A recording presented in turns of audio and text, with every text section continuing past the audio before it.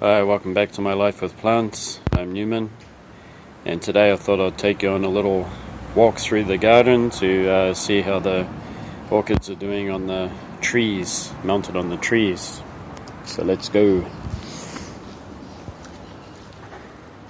We're going to start off with the far side. And the mosquitoes are out. So I've got this here, incense coil burner.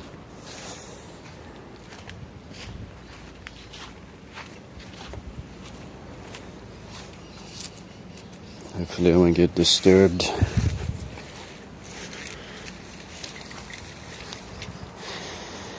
Coming around. Alright, here we go. So first we have this Dendrobium here, moniliformes. It's got a big ass grasshopper in there. Look at you. What are you doing? Well, there it is. This one's doing pretty good. We got this one that's mounted up here, which is doing fine too. And this one.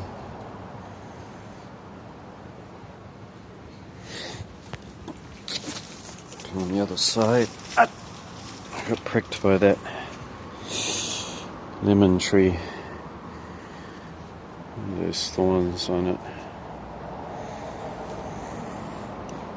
Lemon tree is attacking me.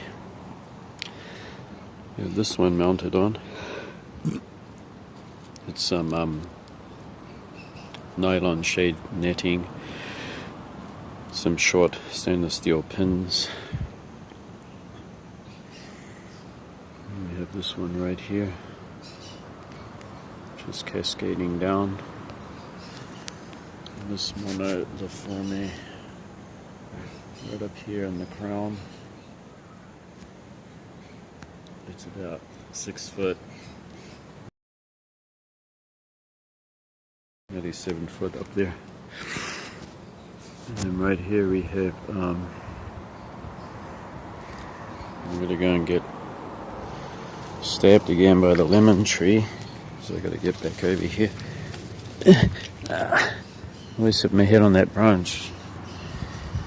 Okay, this is Banda falcata that I mounted here. I'm just trying to check for root development. We got a little one there.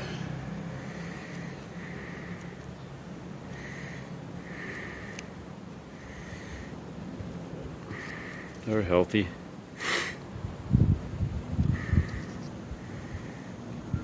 The thing that this Vanda falcata has to do is just get a good root system attached to this tree here.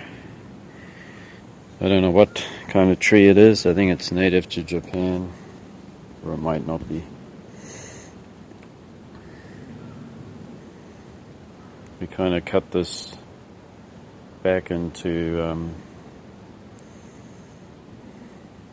topathy, where you cut shrubs into round shapes, but it has lots of shade provided. So far so good. They're all healthy and doing well.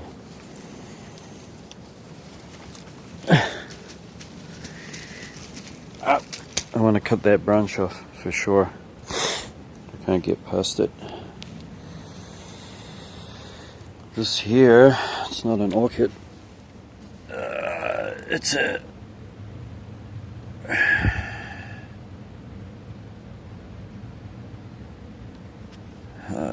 gosh.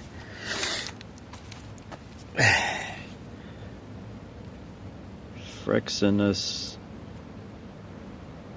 Griffii.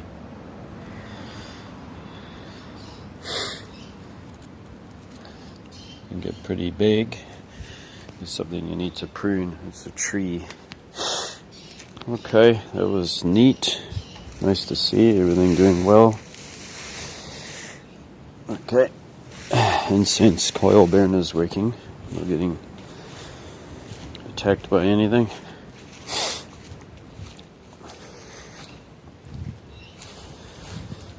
We could have a little peek under here at Cymbidium guringii, the native Cymbidium of Japan. It can take temperatures -12. It actually grows in Hokkaido, and that gets -24. You can see here that it has 1, 2, 3, 4, 5 new growths. Now this is a terrestrial orchid, though you can grow it in Cymbidium barky mix. Under here it's just a well draining loamy soil. Loamy meaning it's crumbly, so it drains pretty well, but it's moist under here most of the time. And in winter it will be a permafrost. It can start on the lawn there, but it never gets underneath trees, because trees give off a certain amount of heat or warmth that prevents frost from going right under there. But even if it did, it wouldn't bother guringii one bit. It's a cold hardy Cymbidium native to Japan and China. So this is the other Vanda falcata, and it's doing really well too. I'm trying to check if it has roots that are growing onto this tree yet. I see some healthy roots there. And these are also very cold hardy as long as it's dry in winter. Get right down to -8. That includes frost and some snowy days, and it'll be fine. So will Dendrobium nobilis, although you can't strap one of those huge ones to it. These are intermediate sized growing ones. And this one is this is actually growing next door. I'll take you back so you can have a peek. The neighbor gave me a piece here, and I've tied it to this tree, this conifer. So once it gets bigger and bigger and bigger, it will eventually climb onto the tree. But for now it's in this moss mainly. And it has new branches, one here, one here. You can see the roots are growing, so all well. It's a nobile type.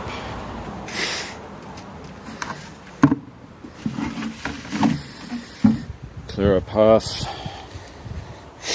Let's have a look at this one that's mounted to this piece of wood off a shrub that was cut out of the garden, and you can see, look at this nice root that has grown onto it. Vanda falcata. These are 2 small pieces that fell off the other 2 plants that I had mounted on. So that is all good. All I can do now is just get bigger over the years. This is a Dendrobium moniliformes, and it's a variegated one. It's still in its pot of mounted up moss there, moss ball. It's just hanging under the tree. And here we have brassavola nodosa. We have some new growths. 1, 2, 3, 4, 5 that I can see so far. And this is nylon wire wrapped around its root system with a little sphagnum moss to hold it on so that it roots onto the cork bark, which is quite expensive. Just for a piece of cork bark like that, it was $20. So yeah, you know, they got to sell it to make a profit, and not only that, woohoo! Getting hot, that thing. Gotta save me from the mosquitoes. Yeah. I suppose it's not bad. I mean, it lasts forever, cork. It's not in massive supply. And they have to more or less kill a tree, don't they, to get the bark off it. But nodosa here is doing really well, and it's on the west side. So you can see that it has shade, and then in the afternoon the sun will come around on this side, and this little shaded, so that's how I want it. Every evening I would get this hose out and hose down this whole tree and make it moist.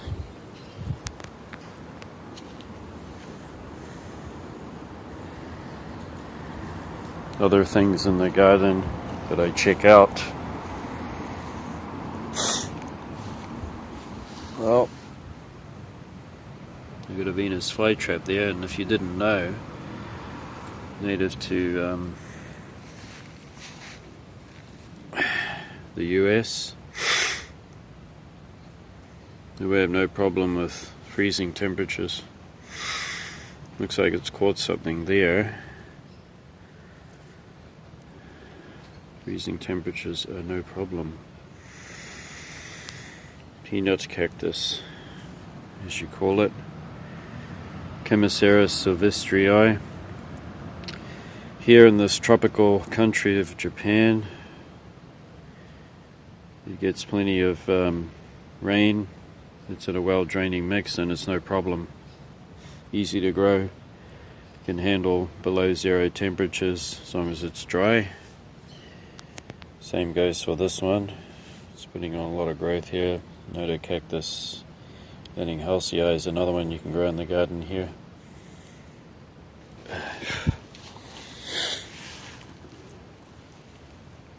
Can't remember the name of this, but it's the Spathiphyllum family, native of Japan. It's a more shrubby form, but it'll bleed the white latex, and it has flowers like a Spathiphyllum, and it's a climber.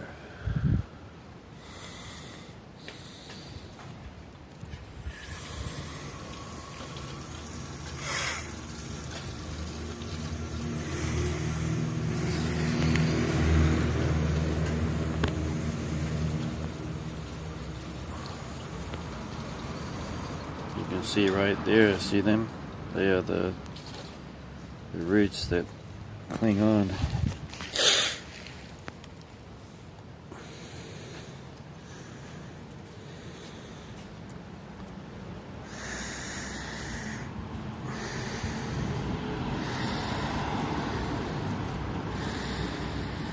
I'm just going to pop this one back up through.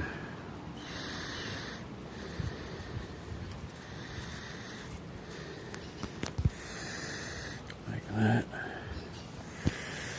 and that one. This, native to Japan, will grow and cling to walls or trees and scramble up them, and it is hardy to very cold temperatures. And it does have that typical thing that Hoyas will do. Because it's related to them, it'll have those roots that come out of here so it can grab onto stuff that you just saw. Whew. It's hot. It's a nice 30 degrees at the moment. 70% humidity. Right around the back here, we have my variegated Serrapegia garringii. The flowers are kind of greenish, and they come out from They don't stand up very high from the ground. Flowers in right after the last snow. And this one's been growing really well. Nice. Yeah. Nice new growths.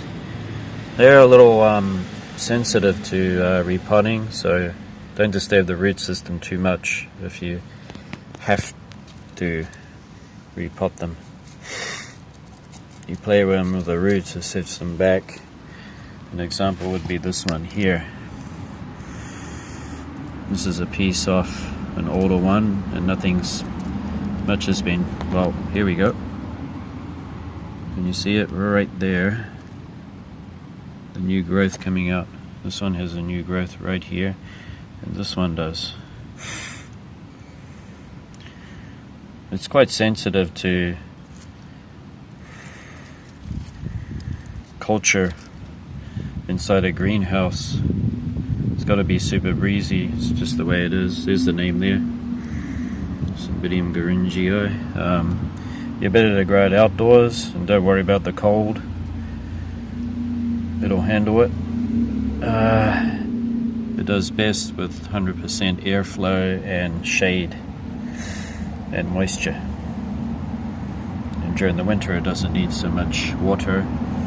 So it is growing. Here we are. And it is, I put this one in Akadama, which is a well draining, but yet again it does hold moisture. It's a volcanic clay, soft volcanic clay. Some sphagnum moss on top there. This is a hosta, which is native to Japan too. They're a bit of a challenge to keep happy, but they can. Keep them in the shade there. I like the shade. This is my hibiscus, and it's a chameleon. This flower is all white. It's been flowering all white flowers right now. But at first, it was flowering nothing but pink. Alright. How moist is it up here? To give you an example.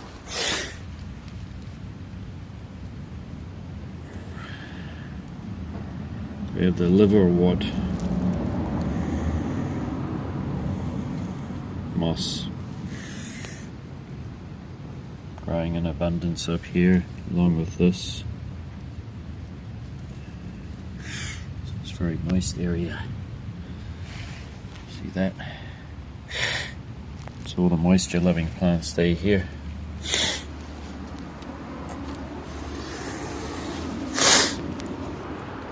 Oh well.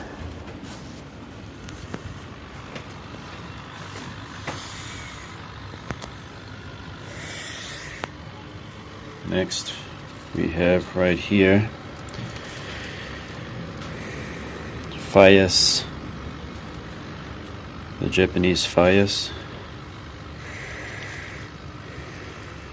You can see down there it's got some nice, this is all fresh new growth. Of course the leaves get ragged and haggard and fall off after a year or two, and it has beautiful yellow fragrant flowers. Fias flavus, and it's native to a lot of the Pacific islands too. Down the bottom there is peony orchids. These here are ripsalis. This is Sologeny intermedia. 1, 2, 3, 4, 5. So it has been growing really well now. It's kept super moist. There's no other way than to keep this thing moist and shaded. And my one and only Cymbidium. that's not native to here.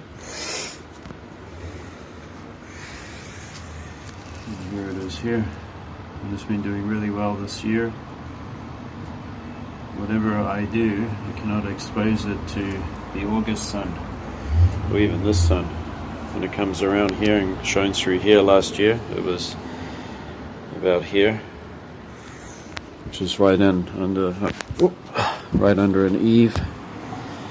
And I got a few sunny days, afternoon sun, and that did it in, not this one, but two others that I had, three others actually.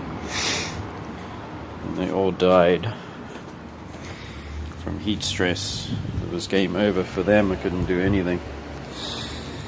These are just other plants. And some ceroids here. I like the flowers. I've got a really large aloe. This is Stapelia gigantea. Gigantea because it's the most gigantic of the stapeliads. You can see there how big they are. Does it have any buds? This is an offset from it. It's pineapple that I cut off the top of a pineapple, and it's growing really well. These are Sidiums. They come up like little cabbages from rhizomes that are in the ground, and they push up into these thick, juicy, succulent leaves, and they have these flowers that are little tiny. They look like hydrangeas, and they flower little tiny pink stars, and butterflies love them. Native to Korea and Japan. Ideal for cooler climates. If you live in cooler parts of England, you may plant this out and enjoy it. It's a beautiful plant. You just need a well draining soil, so half loam, half sand, and it'll just die down to its rhizomes, and then you see these little tiny cabbages coming up. See this here? This is a pest, although it's native to Japan. This particular beetle is responsible for laying its grubs, eggs, and I've heard the females will bury into the pot of the plant. Telltale signs is soil that's been pushed up or loosened.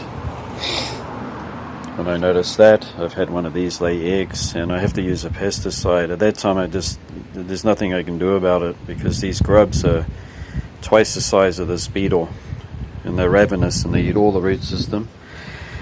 And I just have to put like a slow release in there, and I just can't help it. If it's plants planted in the soil, in the garden, it's no problem, because the grubs will go to other shrubs and eat them too.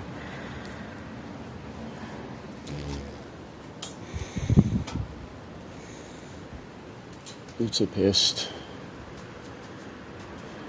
They cause a lot of damage in the US. Crops, potato crops, things like that.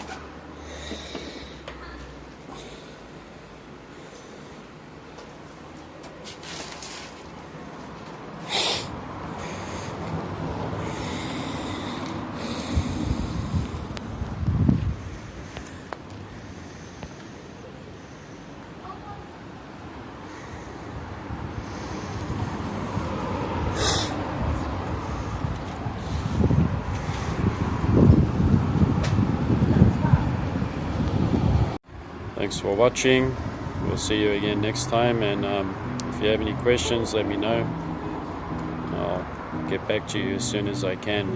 And until next time, see you. Bye bye.